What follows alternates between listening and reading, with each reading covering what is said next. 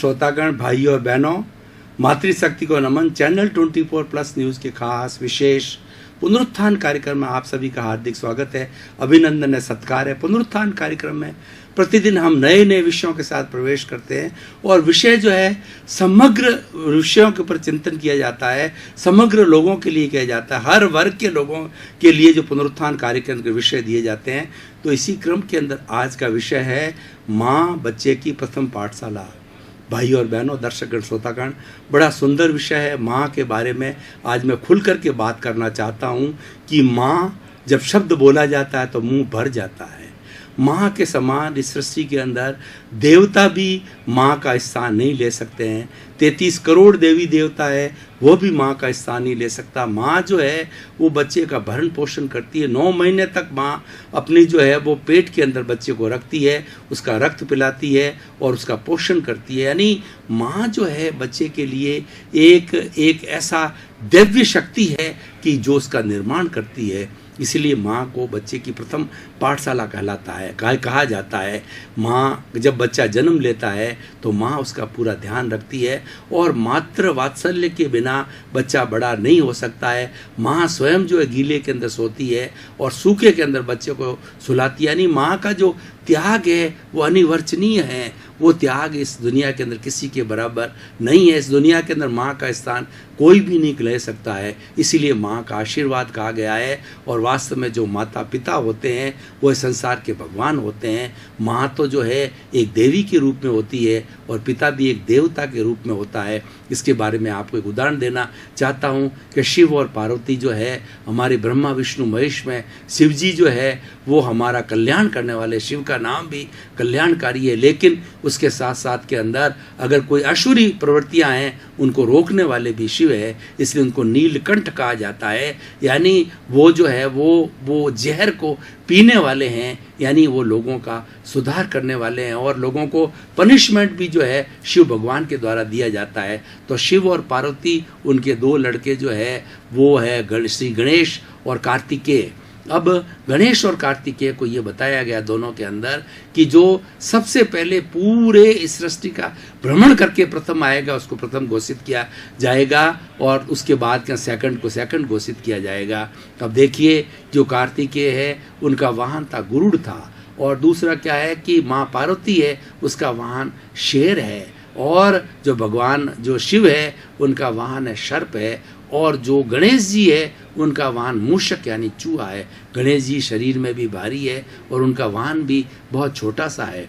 तो अब क्या होता है कि वो जब ये घोषणा की गई तो कार्तिकेय तो अपने गरुड़, जो कि एकदम एरोप्लेन की तरह भागने वाला था, उसको लेकर के वो भ्रमण के लिए निकल पड़ा, क्यों उनको प्रथम आना था। और गणेश जी शरीर में भारी थे और उनका वाहन भी मूषक था। तो उन्होंने क्या किया कि धीरे धीरे अपने माता पिता यानी शिव और पार्वती के 2-3 राउंड लगा करके शिव और पार्वती के चरणों के अंदर आकर के वो बैठ गए। और थोड़े समय के बाद जब कार्तिकेय आए तो कार्तिकेय ने देखा कि मैं तो बहुत फास्ट स्पीड से आया हूँ तो मेरा तो प्रथम स्थान होना चाहिए। लेकिन गणेश जी पहले से विराजमान थे। तो शिव जी ने ये बताया कि गणेश जी ने जो है हमारी परिक्रमा कर लिया, नहीं इन्होंने मान लिया कि मेरे जो संसार के तीर्थ है वो भगवान यही है, उनकी परिक्रमा ही संसार का भ्रमण हो गया, संसार की परिक्रमा होगी। तो भाई और बहनों, कितना सुंदर उदाहरण है। जो व्यक्ति अपने माता पिता को चित्त समाधि देते हैं वो वास्तव में धन्य होते हैं, वो सपुत्र कहलाते हैं। और वास्तव के अंदर पुत्र का भी दायित्व होना चाहिए कि माता पिता की अच्छी सेवा करे, माता पिता को किसी तरह का कष्ट नहीं होना चाहिए। अब हम आ रहे हैं अपने मूल विषय के ऊपर कि माँ बच्चे की प्रथम पाठशाला होती है। बच्चा जिस दिन जन्म लेता है, रोने लगता है, तो उसी समय से माता उसको शिक्षा देनी प्रारंभ कर देता है। जब बच्चा थोड़ा बड़ा होता है तो माँ उसको तुतली भाषा के अंदर अपनी उसको सिखाती है, इसीलिए वो मातृभाषा कहलाती है।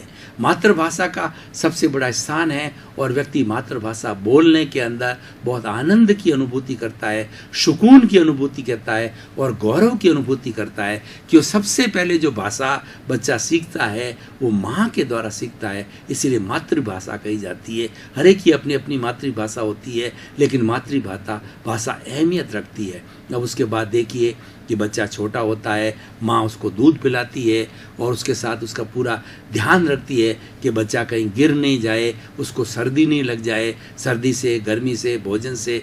जब बच्चा रोने लगता है तो माँ अपने स्तन से दूध पिलाती है। इस तरीके से माँ उसकी सर्वे सर्वा एक भगवान का रूप होती है। और हम देखिए, हम इसकी बच्चे की तुलना एक पौधे से करते हैं। एक छोटा पौधा हमने सावन भादों के समय में किसी नर्सरी से लाए और अपने घर के अंदर लगा दिया, तो अब उसका जब तक हम प्रोटेक्शन नहीं करेंगे, उस पर कोई गार्ड नहीं लगाएंगे, उसमें खाद नहीं देंगे, उसमें पानी नहीं देंगे, उसके अंदर धूप से, वर्षा से उसकी रक्षा नहीं करेंगे तो पौधा बड़ा नहीं हो सकता। ठीक उसी तरीके से पौधे की तरह जो है बच्चा होता है, पूरा ध्यान रखना पड़ता है कि कोई बच्चे को कोई बच्चा जैसे पलंग पर सोया हुआ है तो वो गिर नहीं जाए। और बच्चे के सोने का समय आता है तो माँ उसको जो है वो लोरी सुनाती है, उसको सुला देती है, बच्चा रोने लगता है, उसको दूध पिलाती है, भोजन खिलाती है। इस तरीके से बच्चा धीरे धीरे स्नेह जो बड़ा होता है और वो माँ के गाइडेंस के अंदर होता है। तो सारी क्रियाकलाप 5 साल का जब बच्चा होता है तो सारी चीज़ें वो अपनी माँ से सीखता है, क्योंकि अधिकतर समय वो माँ के पास रहता है। और माँ थोड़ी सी दूर जाती है तो बच्चा रोने लगता है, चिल्लाने लगता है, और माँ के पास में आने से ही उसको सुकून अनुभव होता है। और माँ की गोद के अंदर जब बच्चा आता है तो उसको ऐसा महसूस होता है कि मैं स्वर्ग में आ गया, मैं बहुत बड़े प्रोटेक्शन के अंदर आ गया। ये उस बच्चे को महसूस होता है। कई बार हमने भी महसूस किया है कि जब हम बचपन के अंदर छोटे थे तो माँ की गोद में जाकर के बैठते थे तो हमको कितना आह्लाद की अनुभूति होती थी कि हमारा स्वर्ग कहीं है तो ये माँ कहाँ चले। तो बंधुओं, क्या माँ के इस बड़े कर्तव्य को, माँ के इसके त्याग को कोई व्यक्ति भूल सकता है? इसलिए माँ जो है हमेशा बच्चे की प्रथम पाठशाला कही जाती है। पाठशाला का अर्थ होता है ऐसा स्थान जो कि विद्या देती है, जो ज्ञान देती है। तो माँ भी एक पाठशाला का रूप होती है कि वह बच्चे को अच्छे अच्छे संस्कार देती है। वो बच्चे को प्रारंभ से ही जो अच्छे गुण हैं, मानवीय गुण है, उसके बारे में समझाती है, और जो राक्षसी गुण है उसे दूर रहने की बात करती है। माँ बच्चे को जब समझने लगता है तो उसको 3 बातें बताती है, ज्ञे, हे और उपादेय। ज्ञे का मतलब होता है कि जो संसार के अंदर बहुत सी चीज़ें हैं सब जानने के लिए योग्य है। उसके बाद के अंदर कौन सी छोड़ने योग्य है और कौन सी जो ग्रहण करने योग्य है। तो माँ बच्चे को बताती है कि झूठ मत बोलो, बड़ों को प्रणाम करो, विनय रखो, अहंकार मत रखो, समय पर सोना, समय पर उठना, और भोजन जो समय पर करना, सब काम नियमित रूप से करना, खेल के समय में खेलना, पढ़ने के समय में पढ़ना। इस तरीके की बहुत सी बातें जो है माँ बच्चे को सिखाती है। और बच्चा जब उद्दंड होता है तो माँ उसको आँख दिखाती है। माँ कभी भी ये टॉलरेट नहीं करती है कि मेरा बच्चा उद्दंड हो जाए। मैं आपको एक उदाहरण के तौर पे बताना चाहता हूँ कि महात्मा गांधी ने बचपन के अंदर कुछ इस तरीके से जो है वो कार्य कर दिए थे। सबसे पहले जैसे कि उन्होंने बीड़ी पीना सीख लिया था, उन्होंने एक बार चोरी कर ली, तो ये उन्होंने कन्फेस किया अपनी माँ पुतलीबाई के पास में कि मैंने बीड़ी पी है। तो माता ने कहा आइंदा से तुम कभी भी बीड़ी नहीं पियोगे। तो उनकी इस जागरूकता के कारण, इनको कन्फेस करने के कारण में महात्मा गांधी इतने महान बने, और उन्होंने माँ के सामने जो है वो शपथ ली कि मैं आगे ऐसा कार्य नहीं करूँगा। और उसके बाद के अंदर जो उन्होंने सारी प्रवृत्तियों को, जो खराब प्रवृत्तियों को छोड़ा। इस तरीके से माता जो है हर बच्चे को ऐसा बनानी चाहती है कि वास्तव में एक श्रेष्ठ नागरिक बने, उसके लिए प्रयास करती है। और कभी वो गलत कार्य कर लेता है तो वह एक दुर्गा का रूप भी दिखाती है, उसे बोलती नहीं है और उससे जो रूठ जाती है, तो बच्चा समझता है कि मैंने अन्याय कर दिया। तो माँ को मनाने के लिए माँ से जो है वो अर्चना करता है, वो प्रार्थना करता है, वो क्षमा याचना करता है कि मेरे द्वारा भूल हो गई है, वो मैं कभी नहीं करूँगा। भाई और बहनों, दर्शकगण, श्रोतागण, माँ का कितना स्थान हो। जननी जन्म भूमिश्च सर्गदा गरियशी, यानी जो जननी और जन्मभूमि, जननी तो होती है हमारी माता, और जन्मभूमि जिस भूमि के अंदर हम बड़े होते हैं, खेलते हैं, और पाल पोस करके वह जमीन हमको जो बड़ा करती है, उसके प्रति हमारा कितना दायित्व और कितना सम्मान है कि भारत माता की जय। आज हम बोलते हैं कि भारत माता हमारी जन्मभूमि है, और भारत माता जब अंग्रेजों के चुंगल के अंदर 200 वर्ष तक वो पराजित रही तो वंदे मातरम और कितने नारे लगाए गए कि माँ को आज़ाद करने के लिए, माँ को बेड़ियों से छुटकारा देने के लिए, स्वराज प्राप्त करने के लिए गांधी जी की देखरेख में, गांधी जी के सत्याग्रह जो है आंदोलन के अंदर लोग कूदे और कईयों ने अपने बहुत बड़े बड़े, शहीद भगत सिंह जैसों ने, कई बड़े बड़े लोगों ने जो है अपने जो है आत्महत्या तक, उनको जो है फांसी सूली तक चढ़ा दिया गया और हमारे पर कितने जुल्म हुए, ये सब माँ को आज़ाद करने के लिए किए गए। यानी माँ का स्थान जो है दुनिया के अंदर कोई नहीं ले सकता है।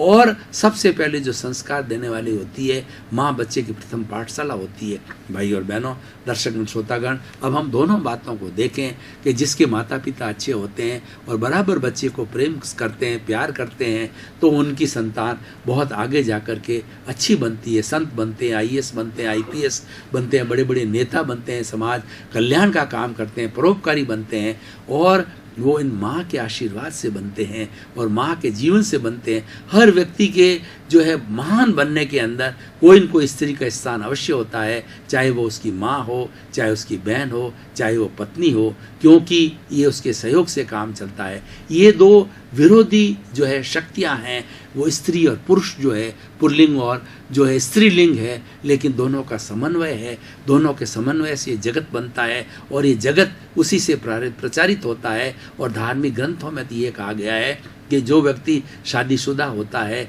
वही धार्मिक जो है क्रिया करने का अधिकारी होता है। यानी हमारे जीवन के अंदर स्त्री पुरुष का समान स्थान प्राप्त है। इसीलिए दोनों को समान नज़र से देखना चाहिए और समान नज़र से जो है वो हमें उसका जीवन यापन होना चाहिए। तो आज हम माँ की बात कर रहे हैं, बहुत सुंदर विषय है, लेकिन आज का वर्तमान का थोड़ा सिनेरियो के ऊपर हम देखें कि माँ के साथ में कितना दुर्व्यवहार होता है। माता पिता को देखें तो लोग कितना दुर्व्यवहार करते हैं कि आज जो है उसकी संतान जो है वो माता पिता से इतनी फेडअप हो जाती है कि कुंभ का महीना होता है, वहाँ भीड़ भाड़ होती है, माता पिता को कहते हैं कि हम आपको कुंभ का मेले की शेयर कराने लाते हैं और वहीं पर उस भीड़ के अंदर जो बरबस उनको छोड़ करके आ जाते हैं। तो कितनी लानत है उन लोगों के ऊपर। और ऐसे लोग वास्तव में मनुष्य कहलाने के अधिकारी नहीं हैं। और भारत एक ऐसा देश है कि जहाँ वृद्धाश्रम होने नहीं चाहिए। वृद्धाश्रम की कल्पना भारत में कभी नहीं की गई है, क्योंकि ये जो माँ बाप होते हैं वो एक अम्ब्रेला होता है। वो जो है वो हमें शेल्टर देता है, वो हमें सुख देता है, हमें सुकून देता है, उनकी छत्र छाया कहलाती है। और कहा भी जाता है कि जिस घर के अंदर माँ बाप होते हैं वहाँ देवता निवास करते हैं। और उसके साथ साथ माँ बाप न होने से व्यक्ति अनाथ हो जाता है। क्यों कि संतान को ये लगता है कि मेरे माता पिता मौजूद है, तो वो कोई तरह कठिनाई के अंदर फंस जाता है तो वो जाकर के उनसे सलाह लेता है, अपना बोझ हल्का करता है और अपना भार उतारता है और उसको कुछ न कुछ सुकून मिलता है, उसको कुछ न कुछ सलाह मिलती है और हमें प्रसन्नता की अनुभूति होती है। अपने आप किसी भी रिश्तेदार को याद करते हैं तो प्रसन्नता की अनुभूति होती है। तो भाई और बहनों, दर्शकगण श्रोतागण, आज इस एपिसोड्स के माध्यम से हम ये कहना चाहेंगे कि माँ के दिल को कभी मत दुखाना चाहिए, क्योंकि माँ का आशीर्वाद महान आशीर्वाद होता है, वो ईश्वर के आशीर्वाद से कम नहीं होता है। हमने कई बार जो है गाड़ियों के पीछे जो ये गाड़ियाँ ट्रकें चलती है उसके पीछे लिखा हुआ आता है कि माँ का आशीर्वाद। बहुत सी फिल्में भी देखी है कि माँ का आशीर्वाद प्राप्त करके व्यक्ति बड़े से बड़े गंतव्य को प्राप्त कर लेता है। वो तो ऐसा आशीर्वाद है। और हमारे यहाँ पर भारतीय संस्कृति के अंदर आशीर्वाद को बहुत बड़ा महत्व दिया जाता है कि आशीर्वाद प्राप्त करने के बाद व्यक्ति के अंदर एक संकल्प शक्ति जागृत हो जाती है। उसको ये अनुभूति होती है कि मेरे साथ के अंदर कोई न कोई पावरफुल शक्ति है, दिव्य शक्ति है, जो कि मेरा हर समय में गाइडेंस करती रहेगी, हर क्षण के अंदर मेरी सुरक्षा करती रहेगी। तो देखिए, जो आज का एपिसोड है, माँ बच्चे की प्रथम पाठशाला है, ये हर समय कहा जाता है। इसका हमें ज़्यादा से ज़्यादा है हमारे परिवार के अंदर जो प्रचलन करना चाहिए और माँ बाप को ऊंचा स्थान देना चाहिए, उनको प्रणाम करना चाहिए और उनकी चित्त समाधि बने उसके लिए हमें कार्य करना चाहिए। हर क्षण हमें उन्हें परामर्श लेना चाहिए, वो हमारे हितैषी होते हैं। माँ कभी भी कैसा बुरा से बुरा पुत्र हो, लेकिन माँ जो है कभी भी अपने पुत्र के प्रति अहित नहीं सोचती है। एक उदाहरण के द्वारा आपको बताना चाहता हूँ कि एक ऐसा व्यक्ति राक्षसी प्रवृत्ति का व्यक्ति था कि उसने जो है इनटॉलरेंट होकर के अपनी माँ का गला काट दिया, और उस गले को, उस माँ के सिर को लेकर के वो जा रहा था, तो वो उसको ठोकर लगी तो माँ का सिर नीचे गिर गया, उसके पैर पर गिर गया। तो वो कटा हुआ सिर बोलता है कि बेटे तुम्हारे शरीर को कोई ठोकर तो नहीं लगी। देखिए माँ की कितनी बड़ी त्याग की प्रवृत्ति है कि उसको इतना कष्ट देने के बाद भी जो है वह कहती है कि तुम्हें कष्ट नहीं लगा। इसलिए माता पिता जो है वो वास्तव में एक बहुत बड़ा भगवान का रूप होता है, उनको कभी भी कष्ट नहीं दिया जाना चाहिए। और हमारी ये जो पारिवारिक सिस्टम जो है, हमारी जॉइंट फैमिली है, बहुत अति सुंदर सिस्टम है, और उस जॉइंट फैमिली के न रहने के कारण आज जो है बहुत बड़े नुकसान हमको देखने को मिल रहे हैं। आजकल हमारी भारतीय संस्कृति के अंदर जो है न्यूक्लियर फैमिली आने लग गई है, फैमिली टूटने लग गई है, एक फैमिली की 10 फैमिली बन गई है। इसका कारण क्या है? इसका कारण सबसे बड़ा है स्वच्छंदता। आज व्यक्ति स्वच्छंद हो गया, शादी के तुरंत बाद भी जो बच्चा जो है वो अलग रहना चाहता है, अपनी आज़ादी चाहता है। तो बताइए कि सभी बच्चे इस तरीके से अलग हो जाएंगे तो माता पिता वृद्ध होगा तो उनकी कौन सेवा करेगा, उनकी कौन देख रेख करेगा? हालांकि माता पिता को भी यह ध्यान रखना चाहिए कि अपेक्षा नहीं रखनी चाहिए, अपनी संतान से करे तो ठीक है, नहीं तो अपना काम स्वयं करना चाहिए। फिर भी एक शिष्टाचार है कि उनको, अपने बच्चों को ये ध्यान रखना चाहिए कि माता पिता की सेवा करना हमारा परम कर्तव्य है और वो सेवा की जानी चाहिए। और पुनः अगर हमें भारतीय संस्कृति को पुनः जीवित रखना है तो हमारी जॉइंट फैमिली का सिस्टम है, उस सिस्टम को पुनः लागू किया जाना चाहिए। क्योंकि न्यूक्लियर फैमिली के जो परिणाम आए हैं वो बहुत परिणाम जो है गलत आए। आज मैं अखबार पढ़ रहा था, उसके अंदर ये बताया गया है कि आजकल वेबसाइट के माध्यम से ये शादियाँ होती है।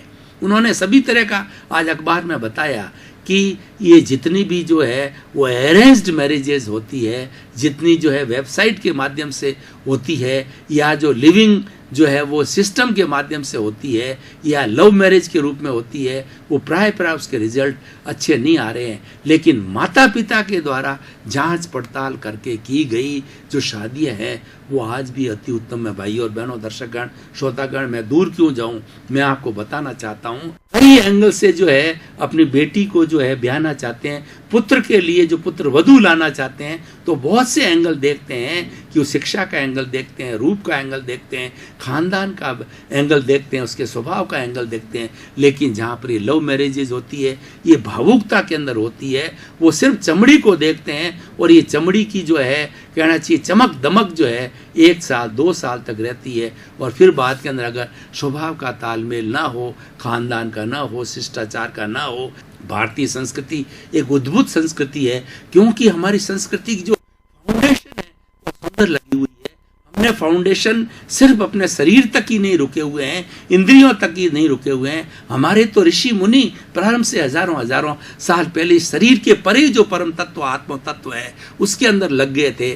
तो वो तत्व के अंदर जो व्यक्ति आत्म तत्व के अंदर चला जाता है वो कभी भी बुराई नहीं करता है, उसकी फाउंडेशन बहुत स्ट्रांग होती है। तो इसलिए भारत एक धर्मगुरु देश है, और भारत एक सोने की चिड़िया है, और भारत एक मानवतावादी देश है, और एक अहिंसावादी देश है, आचार प्रधान देश है, धर्म प्रधान देश है, जिसके अंदर माँ को प्रथम पाठशाला कहा जाता है। और वास्तव के अंदर ये एपिसोड्स बहुत सुंदर है। बड़ा से बड़ा व्यक्ति क्यों न, आज नरेंद्र भाई मोदी की बात जाकर के देखिए। नरेंद्र भाई मोदी जब कभी भी अहमदाबाद जाएंगे तो अपनी माँ का सबसे आशीर्वाद लेंगे। कोई बड़ा कार्य करने के लिए जा रहे हैं, कोई विदेश करने के लिए जा रहे हैं, कोई बड़ा एक्शन लेने के लिए जाते हैं, तो माँ का आशीर्वाद जरूर वो लेने के लिए जाते हैं। और उन्होंने तो प्रथम दिन प्रधानमंत्री के रूप के अंदर जो अपने सांसद, जिसको कि वो माँ के रूप में जानते थे, उसमें प्रवेश किया, तो नतमस्तक होकर के और उसके अंदर फिर जो एंट्री ली। तो भाई और बहनों, दर्शकगण, ये गरिमा है, ये हमारे देश की शालीनता है। हम मूल्यों में विश्वास करते हैं,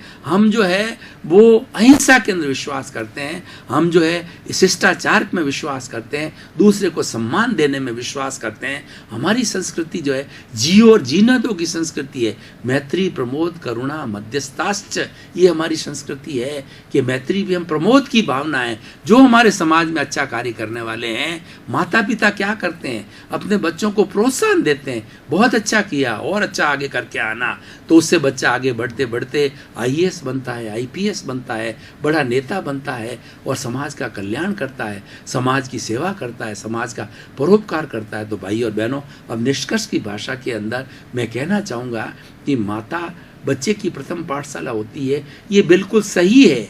आप किसी भी बच्चे से, किसी भी व्यक्ति से जो प्रौढ़ व्यक्ति है, उसका आप इंटरव्यू लीजिए तो आपको मालूम पड़ेगा, वो बताएगा कि आज जो कुछ भी हूँ मैं माँ की वजह से हूँ, पिता की वजह से हूँ। प्राय लोगों के जो है वो आपस के अंदर जो वार्तालाप से, उनके इंटरव्यू से ये चीज़ हमारे ध्यान में आई। जब कोई भी बड़ा अधिकारी बनता है, जब कोई बड़ा डायरेक्टर बनता है, तब उससे पूछा जाता है तो वो अवश्य कहता है कि मेरे माता पिता के संस्कार की वजह से मैं आगे बढ़ा है। माता पिता धार्मिक रामायण का पाठ करती थी, महाभारत का पाठ करती थी, वो आध्यात्मिक शिक्षा मेरे को बचपन से मिली, इसीलिए मैं कोई गलत रास्ते में नहीं गया और सही ट्रैक पर चलते चलते जो है मैंने ये स्थान प्राप्त किया। तो भाई और बहनों, दर्शकगण, श्रोतागण, विषय के ऊपर हम जितनी बात करें उतनी कम है। अब देखिए, थोड़ी बात आज के हम निष्कर्ष के रूप में बताना चाहते हैं कि माँ बच्चे की प्रथम पाठशाला होती है। तो पाठशाला के अंदर बच्चा पढ़ने जाता है और वह लगभग 17, 18, 20 साल तक पढ़ता है। जो संस्कार उसको स्कूल के अंदर मिलते हैं, वो संस्कार माता पिता के अंदर कुछ ही समय में 4-5 साल के अंदर मिल जाते हैं। और देखिए कि बच्चा स्कूल में तो 4 घंटे रहता है, 6 घंटे रहता है, लेकिन माता पिता के साथ के अंदर वो 20 घंटे रहता है, 18 घंटे रहता है। यानी अधिक समय उसको माता पिता के साथ गुजारना होता है और वो गुजरता है, वहाँ पर उसको प्रेम मिलता है, वहाँ पर उसको कई तरह के गुण मिलते हैं। उसके लिए उसका दिल बड़ा प्रसन्न होता है और वो महसूस करता है कि वास्तव के अंदर मेरा विकास हो रहा है। इसलिए बच्चों को विकास करने के लिए माता पिता का वात्सल्य मिलना, प्रेम मिलना बहुत ज़रूरी है। और दूसरी तरफ जो है, संतान को भी माता पिता का तिरस्कार नहीं करना चाहिए, माता पिता का दिल के अंदर कोई दुख हो ऐसा कार्य नहीं करना चाहिए।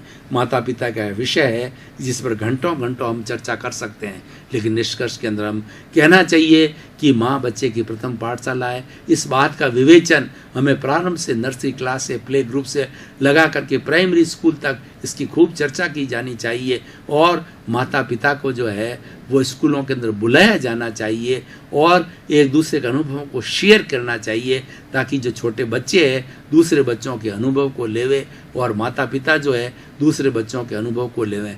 कुल मिला करके हम ये कहना चाहते हैं, इस सृष्टि की रचना जो ब्रह्मा विष्णु महेश ने की है, या इस समाज के अंदर हम आते हैं तो वो आते ही सबसे पहले हम माँ बाप को देखते हैं, वही हमें इस संसार में लाते हैं, संसार को दिखाते हैं, हमारा भरण पोषण करते हैं, हमारा पालन पोषण करते हैं, हमको बड़ा बनाते हैं, हमको शिक्षित करते हैं और उसके साथ साथ में हमको पैरों पर खड़ा करते हैं, बड़ा इंसान बनाते हैं। तो भाई और बहनों, कभी भी माँ का दिल मत दुखाना। कुछ ऐसे ऐसे किस्से देखने को मिलते हैं कि दिल दहल जाता है। अभी यहाँ पर एक जोधपुर का एक किस्सा है कि हमारे यहाँ पर जो है एक आश्रम चलाती है महिला, जो कि वृद्धाश्रम है, जिसमें 70 साल की उम्र के जो है जलजोग चौराहे पर है, जो वहाँ पर 70 साल की उम्र के जो है अलग अलग विंग्स है, लेडीज़ के लिए, जेंट्स के लिए। तो उनसे एक दिन हमारा वार्तालाप हो रहा था, तो उस बहन जी ने बताया कि हमारे यहाँ पर कुल जो है 4 वर्ष के अंदर 7 लोगों की मृत्यु अवस्था प्राप्त होने के कारण, बीमार होने के कारण हुई। 7 में से जो 3 लोग तो अपने माता पिता की डेड बॉडी को ले गए और 4 बच्चों को, जिनका नाम था, उसके बेटों का एड्रेस था, फ़ोन नंबर था, उनसे संपर्क किया गया तो उन्होंने किसी तरह की कार्रवाई नहीं की और उस डेड बॉडी का फ्यूनरल जो है हमने हमारे उस आश्रम के अंदर किया। बंधुओं, कितनी तकलीफ़ की बात है, ऐसा कार्य हो रहा है तो ये घृणित कार्य है। और वो व्यक्ति कितना कहना चाहिए, वो कृतज्ञ है, वो संतान, वो कितनी कपूत संतान कही जा सकती है। ऐसा कार्य नहीं होना चाहिए। एक दूसरी सबसे बड़ी बात है कि जब व्यक्ति अवस्था को प्राप्त करता है तो थोड़ा जिद्दी प्रकृति का हो जाता है, उसको एडजस्ट किया जाना चाहिए, क्योंकि एक दूसरे का समन्वय होना, एक दूसरे को पहचानना, एडजस्ट होना, ये एक बहुत बड़ा गुण होना चाहिए। तो माता पिता भी अवस्था प्राप्त होने के बाद में कई बीमार हो जाते हैं, कई बार जिद्दी भी हो जाते हैं, भाई और बहनों, दर्शकगण, श्रोतागण, आपका बहुत बहुत धन्यवाद। पुनरुत्थान कार्यक्रम को आप प्रतिदिन बहुत अच्छी तरीके से देख रहे हो। इसी वजह से पुनरुत्थान कार्यक्रम अच्छे विकास की ओर जा रहा है। हमारा उद्देश्य है सर्वे भवन्तु सुखिनः सर्वे भवन्तु निरामया। आपका जीवन आनंदमय हो, मंगलमय हो, शांतिमय हो, करुणामय हो और खूब आप समाज की सेवा करें। आपके प्रति मंगल भावना, शुभकामनाएं।